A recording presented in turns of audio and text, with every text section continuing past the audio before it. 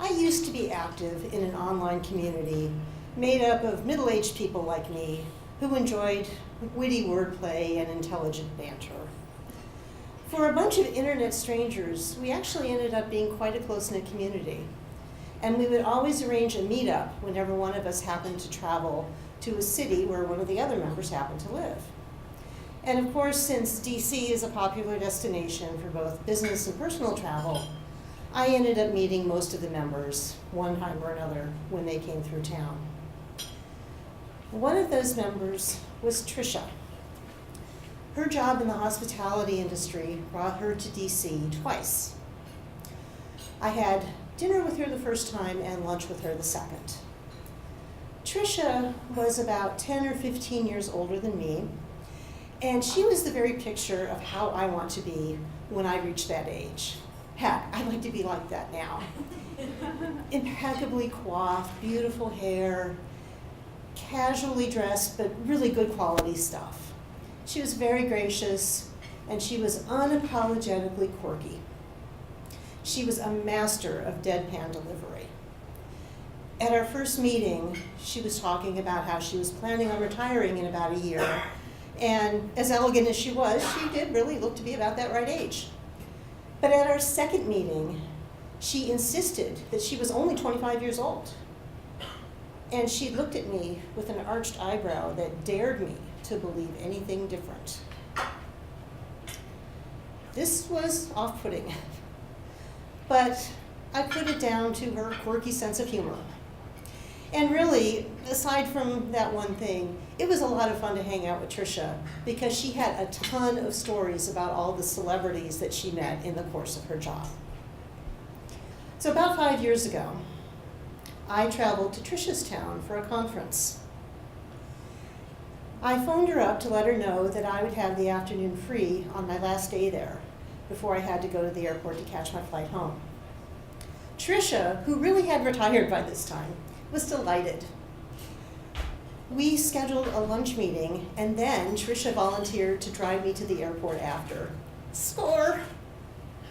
So she asked me what kind of luggage I was going to have, and I assured her I was traveling light, just one suitcase, carry-on size, no problem.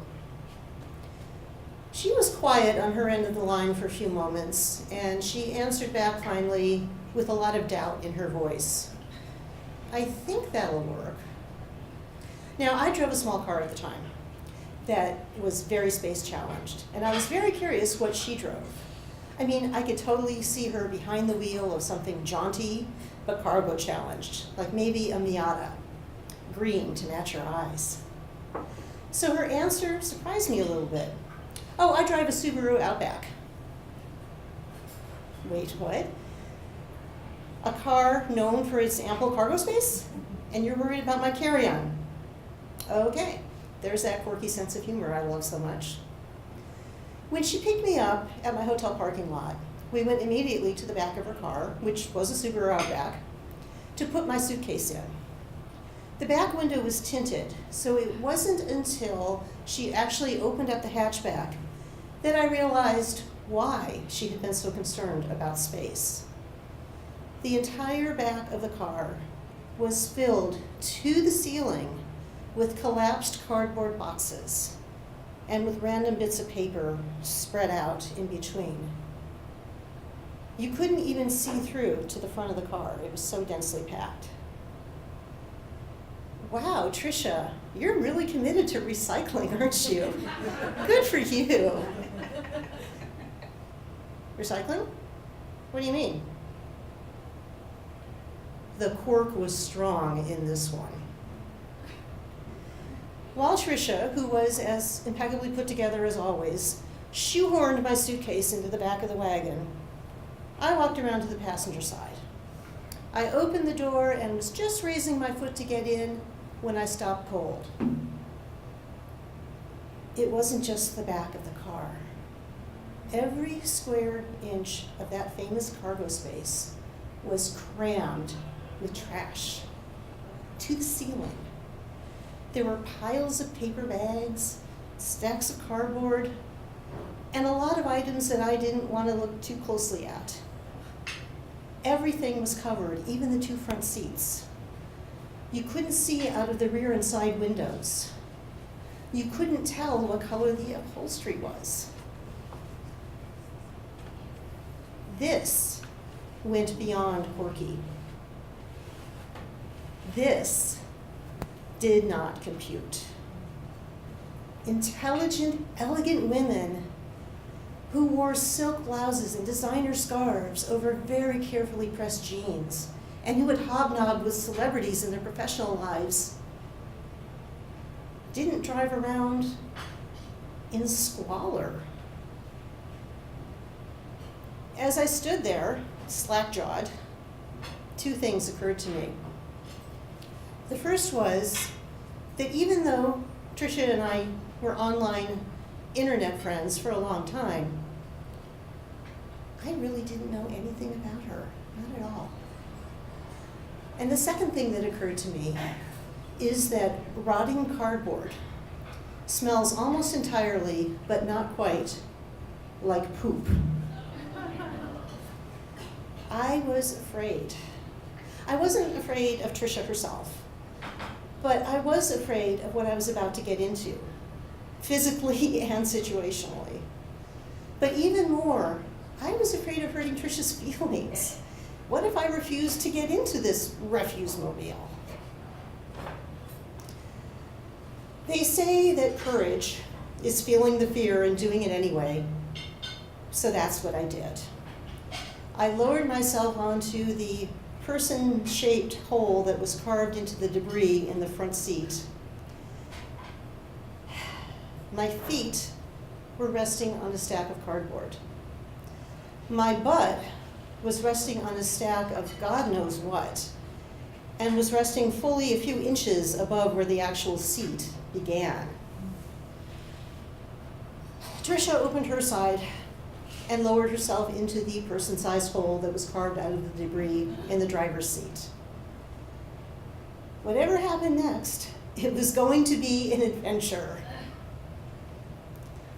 I was struggling to find something normal to say, but it was Tricia who started the conversation by pointing dramatically at the dashboard, which was also covered in debris with the addition of many very old food items. "What's that?" I couldn't tell which of the many items she was referring to, so I just shrugged. "That!" She wagged her finger at a moldy piece of bread. "Did you put that there?" "No, Tricia, that was there when I got in the car." "Oh, okay." She seemed satisfied. She put the car in gear, and off we went. My sense of adventure abandoned me after just a few blocks, and I started concocting a story where I would have to skip lunch altogether and get to the airport right away. But Tricia interrupted my scheming. "Oh shit, I forgot my purse at home. But it's right on the way to the restaurant, and it'll only take me a minute to get it. Do you mind stopping?" Now, I kind of did mind stopping, because that meant I'd be in that car a little longer than planned, and it was also a deviation from the known itinerary. But I was too afraid to say that. And besides, I really had to pee. So I said, "No, I don't mind, Tricia. In fact, I really have to pee. Can I use your bathroom while you're getting your purse?" "No." That seemed a little harsh, but I thought about it for a moment, picturing what the inside of her house might look like, and I was okay with no. So while Tricia went into her townhouse to get her purse, I sat in the car, holding my bladder and holding my breath. Once she got back in the car with her purse, Tricia struggled to buckle her seatbelt. As she fussed with it, she explained to me what had happened. "I was driving to the grocery store yesterday, and on the way home, some idiot cut me off.